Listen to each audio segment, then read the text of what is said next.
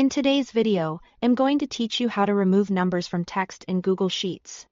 If you have a column of text that includes unwanted numbers, Google Sheets gives you a quick way to clean everything up at once, using Find and Replace. This is especially useful when you're working with imported data, product labels, notes, or mixed text entries where the numbers are no longer needed. To get started, open your Google Sheet and highlight the range of cells that contains the text you want to edit.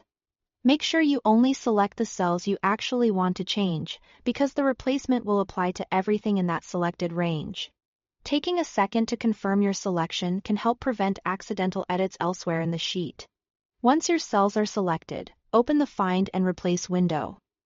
On Windows, press Ctrl and H. If you're on a Mac, press Command, Shift, and H. This opens the tool you'll use to search for any numbers inside the selected text. In the Find box, type open bracket, 0-9, close bracket. Written out, that looks like this. Bracket 0-9 bracket. This pattern tells Google Sheets to look for any single digit from 0 through 9.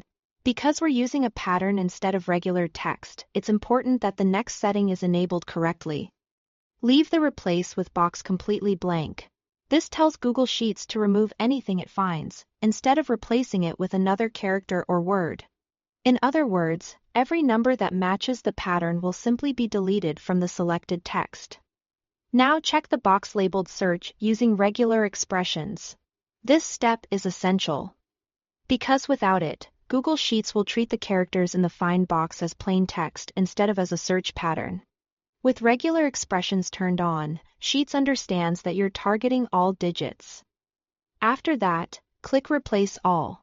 Google Sheets will instantly remove every number from the selected cells based on that pattern.